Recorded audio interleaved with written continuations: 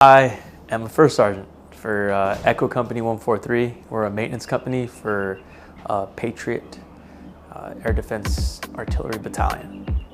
I love being a first sergeant. I'll be honest, it's always been a goal of mine, and I like training and leading soldiers, motivating them, and then on the back end, the admin portion's the easier part, but I enjoy being with my troops on the line, so I enjoy it. I don't know, it's one of those jobs that kind of pays dividends on the back end. Like, you don't know that's happening until the day's over or the week is over and your soldiers accomplish so many tasks and you're just like, man, those are my guys. You know, I'm always proud of them, so it's pretty cool. Oh, to join the Army. Well, what led me to join the Army was me wanting to provide a better future for my son. I had my son when I was 19, so I just wanted to make sure I was going to be able to be a good father, protector, and provider. Well, essentially, what led my decision to join the Army was I wasn't on the right path. When I was a young age, I was into the bad things, and I didn't want my son to grow up and see his father like that. I wanted to be something he could look up to, so putting myself in a position where I'd be financially stable, be able to provide medical for my kids, you know. I just thought that, hey, look, I'm gonna make this sacrifice, and essentially my kid's gonna be better off in the future.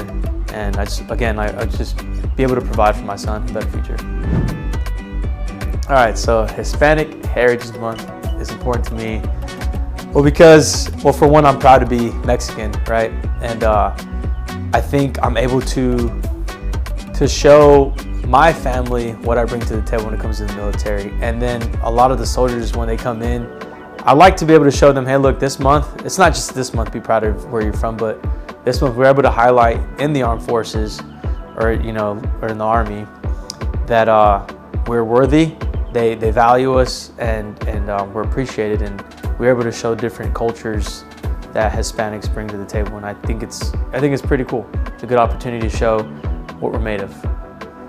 Unique challenges. One time I'd gone TDY to Mexico City for a city mission and working with the Mexican Army partners that we have there, and them not knowing that I speak Spanish, and me being first generation Mexican American, I was able to communicate very easily with them, and it just felt like they were very receptive of it, and the team that I was there with. So essentially helping out the team that I was there TDY with to be more successful and welcomed and accepted while we were conducting the training. So it was a pretty unique experience.